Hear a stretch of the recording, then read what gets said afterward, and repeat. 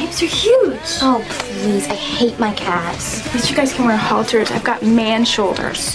I used to think there was just fat and skinny. Apparently, there's a lot of things that can be wrong on your body. My hairline is so weird. My pores are huge. My nail beds suck.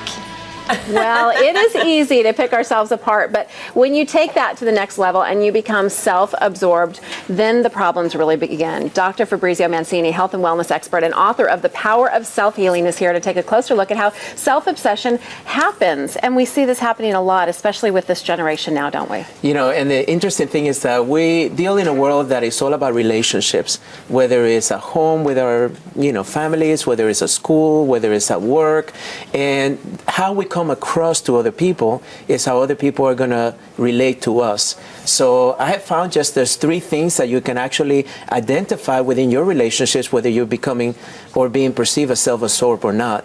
And the first one, I believe, is the one that if you find yourself using the word I instead of the word we, that is a great simple thing that you can do right now. If most of your sentences are all about you, right? And you expect everybody to cater around you, and all the conversations have to be about you, then of course people are not going to want to have fun with you. Maybe they'll intrigue for the beginning. What if you went by yourself to the movie? You wouldn't say we went to the movie.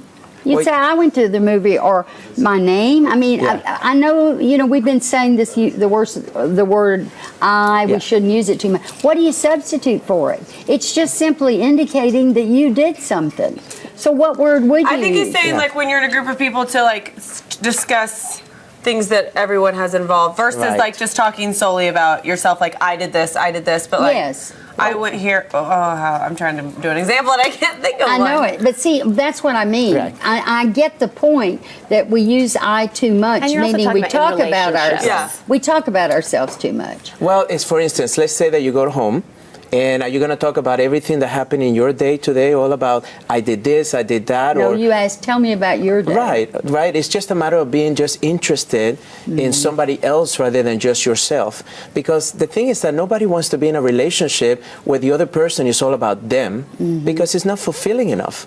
After a while, you just get tired of it and you say enough. And then when it's like about them, and then apparently that's not enough to keep them occupied, they have to worry about what you're doing and then try to control everything that you're doing too. But ultimately, I mean, I think any woman out there has probably read some sort of like dating self-help book that says, ask the other person about themselves. Because wouldn't you say everyone loves to talk about themselves? Right. And so maybe it's just when you're in a group of people, you address them like, tell me about you, and then they get to talk about themselves without like bringing it up themselves. Well, it's not a matter of just doing it. You want to encourage the other person to say ask me about me, so I don't feel bad bringing me up. But also just making sure that it's not all the time. All the time. I mean, it's okay to talk about yourself because we talk about raising your self-esteem.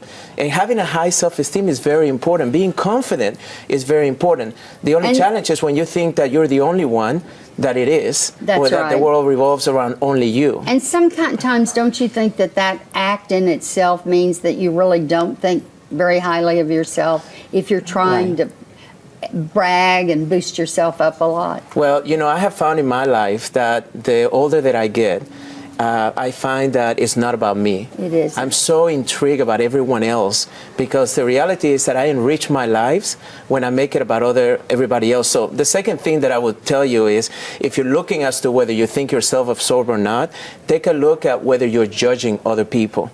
Because judgment is really about that you're looking at life only through your filters and you expect everybody else to think like you.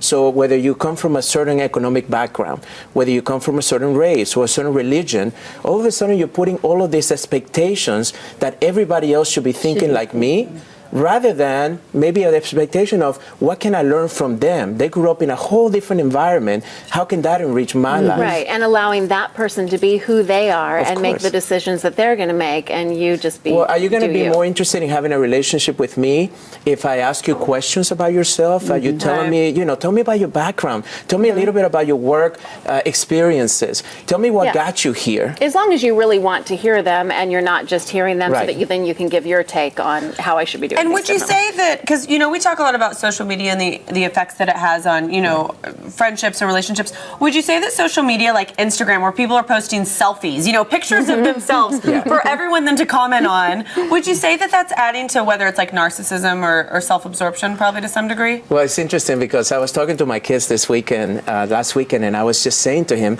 I'm learning about Instagram right now, and it's all about pictures of what they're doing at the time, right? But most of it is about themselves. But I mean, how many plates of foods do you want to see? It's like everybody's taking a picture. Courtney says this all the time. Here I am, in this location, and I just actually Instagram that we were going to be here so people can tune into the show. Yeah. But I think the important thing is not necessarily to do that. It's more about what is your perception? Like for me as a chiropractor, right? I can think as a doctor that I know best, but I have found that if I listen to my patients, You listen to the patient. they know what's wrong with them, right? I can assume that I know what's wrong with them, but I always ask the question, what do you think is wrong with you? And I find that there's a lot of wisdom there, and there's a third thing that I would tell you is, and this is really a good one for me because I find whenever I find myself that if I'm being portrayed as self-absorbed or not, is whether I'm talking more than listening. God gave us 2 ears and 1 mouth. Yes. I think that's a very pretty simple For sign. a reason. Yes. We should be listening more. This book, The Power of Self-Healing, Yeah. is wonderful about unlocking your own natural Right. power. So it's something that I think anybody would get to understand. And I think what you've said today helps us all think, maybe I ought to shut up. So, So with again, that said, So Susie's done talking. I'm not talking anymore. Thank you so much for coming on. my We always pleasure. love when you're here and you Thank you. kind of bring everything back down to earth for us. Again, the name of Dr. Fabrizio Mancini's book is The Power of Self-Healing. It is available on his website at bookstores and online on Amazon. We'll have his link at dthebroadcast.tv.